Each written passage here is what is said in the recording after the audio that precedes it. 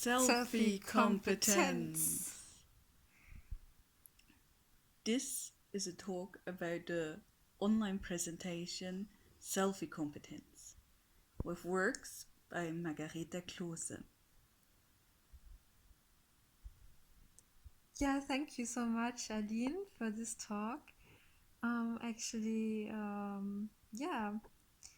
This is kind of a selfie.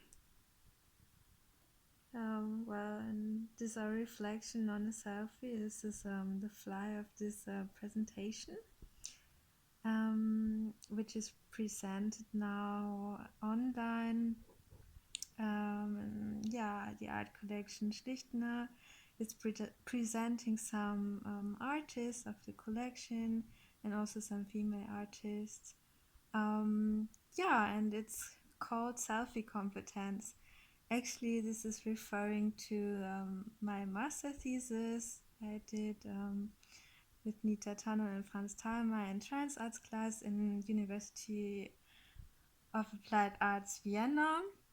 But Aline had a gorgeous idea of a much more catchy title, Selfie Competence. So here we go. What's selfie competence? It's actually a title that happened by accident, but we can. I think it really fits very well to your work. It works as self-competence, but also in today's digital world, as it's also this digital presentation of your works.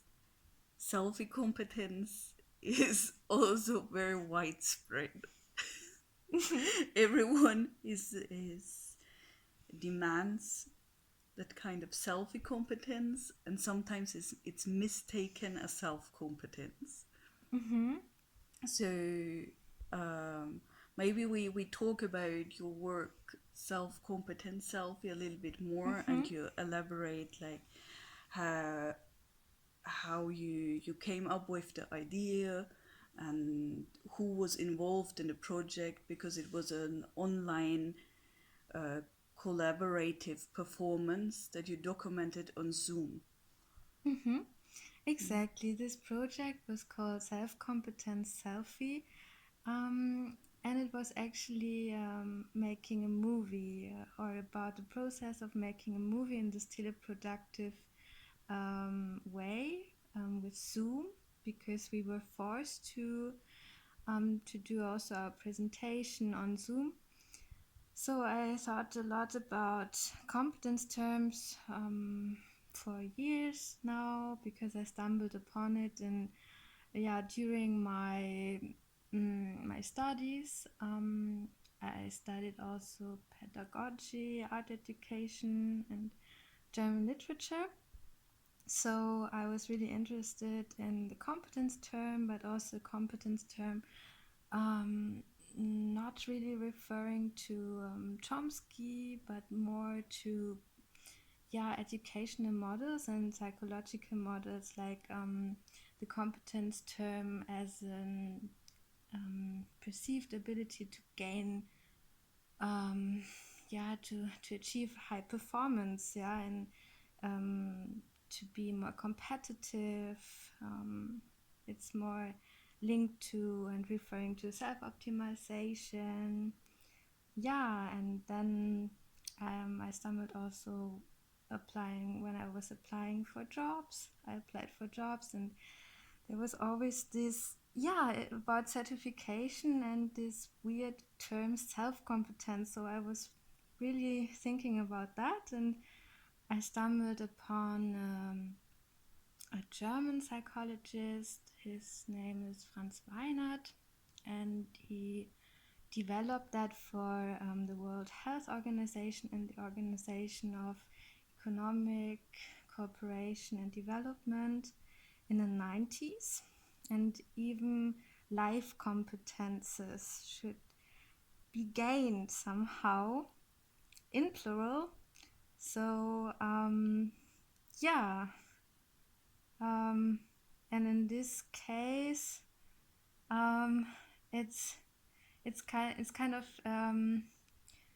interesting to think about also the selfie as a self-reflective rather than self-reflexive mode of intersubjectivity, and then to have this weird teleproductive way you see yourself like like this. Yeah, you can see yourself as well, and it's like a kind of a webcam, because usually you see yourself also reflective or you reflected while you're talking with others on Zoom. And yeah, and thinking about the selfie, I guess it's really important nowadays, but also about the self, because I think there is something like also like a self, another self, like the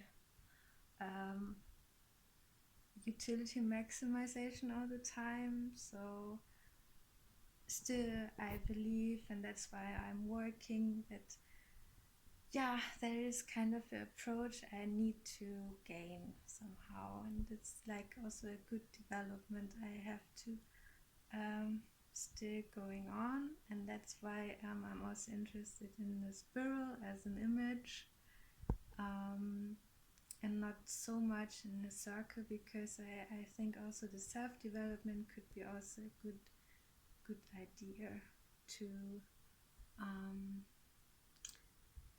not to be a couch potato actually, and to get on, get your ass on, also in really different times, difficult times like now, in really like a crisis, how to get this intrinsic motivation, because sometimes I have this really intrinsic motivation, like an artsy one. I want, what is this? So that's what it's all about actually.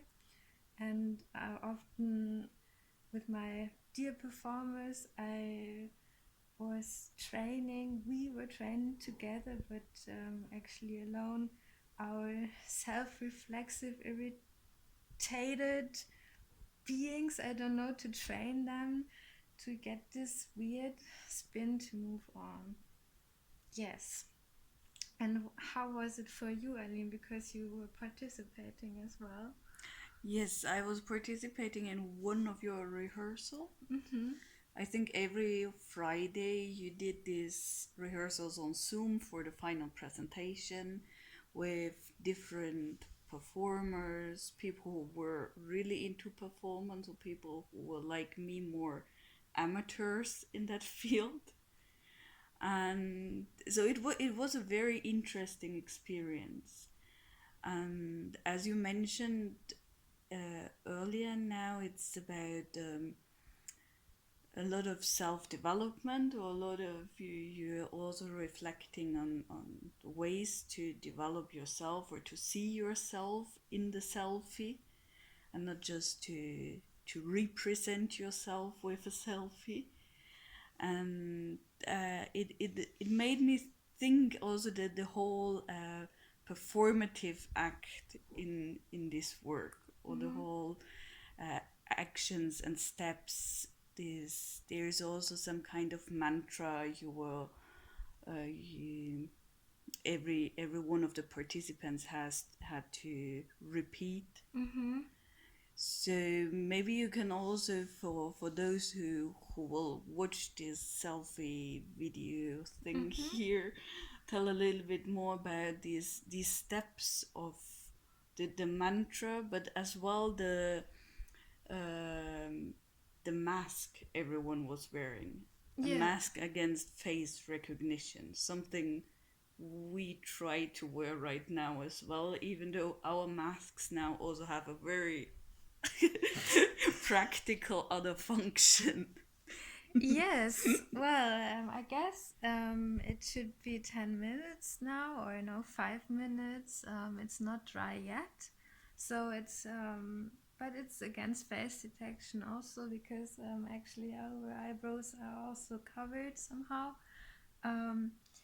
Yes, so let's begin with this mantra. So this is also like really important because it's like a rhythmic. Um, yeah, it's like a rhythm to get the right spin, to dance, to get your ass on, to do something. And these terms are also very important. They are also all appropriations, like the selfie itself. But in this case, because Zoom is generated according to the voice, the index you could trace of this body, our voice.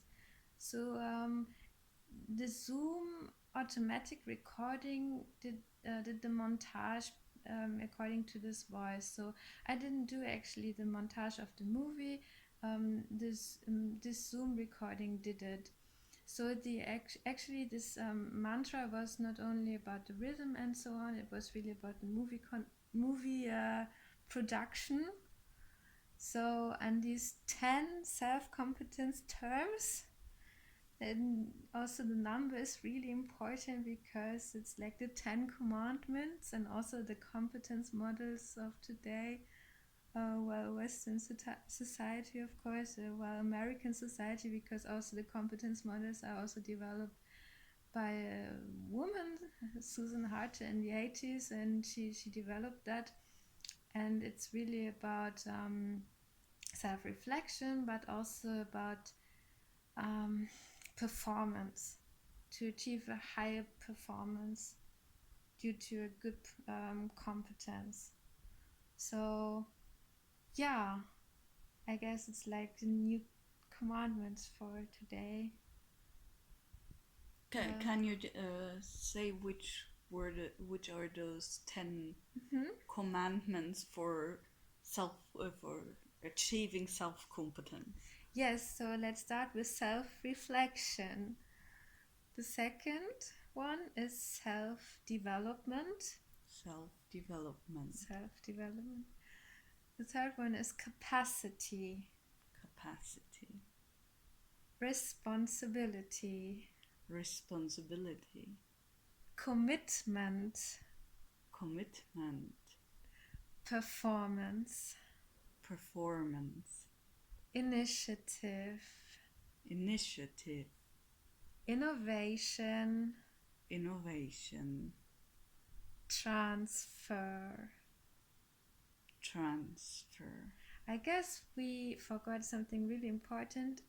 We didn't say creativity. No, I'm it sorry. was missing creativity. So the 8th one is creativity. So I wasn't competent enough. I'm so sorry. So the 8th one is creativity, and this is so important. Jesus Christ. So and then then you got innovation and then transfer. Exactly.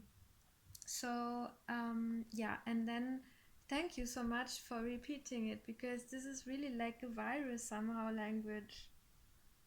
Like it's really infectious, and also it's really crucial also to spin so long. Yeah, it also reminded me on the one time I participated, because I was always too late to say the different terms. And so right now it felt like the same again, except of the spinning. Yes. Which was also part of this collaborative performance you did online. Why did you spin around like a dervish or a tanura? How do you see the relation to like the self-competence or this achievement of it, and the dance of a dervish? Where do you see the connection? Yeah, the self-competence is something I have to train all the time. It's like not only like a self-optimization, it's also something like really like autobiographic, but also something like in a really repetitive way. And I really love this image of the spiral as a really repetitive but also predictive mode, because it's predictive mathematically, and we know there's another turn, another spin, and so on.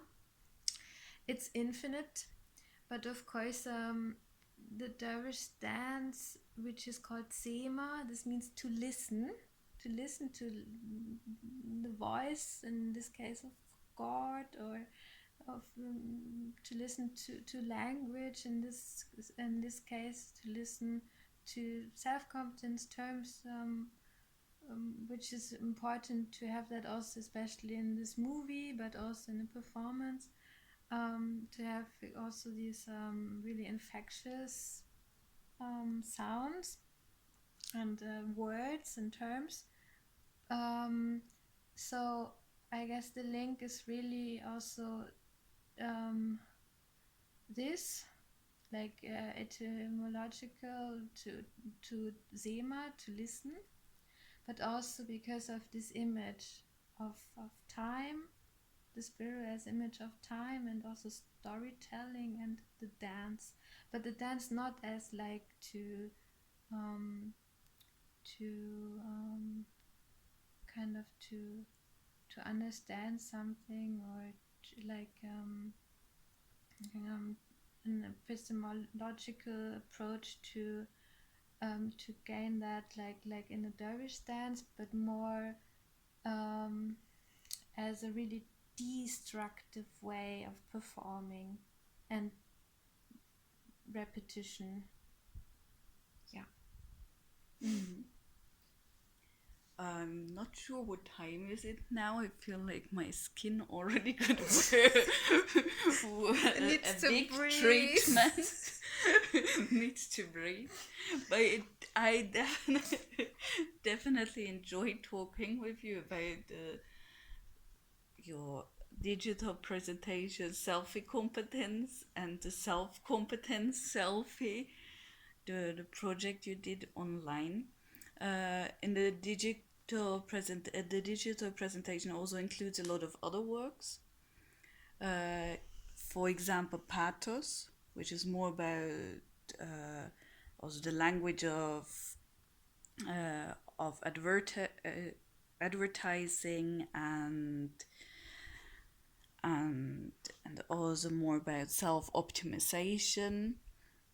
Then there is a project which is called My Gourmet Diary, with a video of a performance you did in Brussels once, and Prozess Kompetenz entwickeln, a very serious video which I highly recommend to watch. So thanks again. Thank you so much for your text, Aline, and and your interview, and your time, and your patience. And I really enjoyed talking with you. So have a nice time scrolling up and down in this presentation, and keep it up.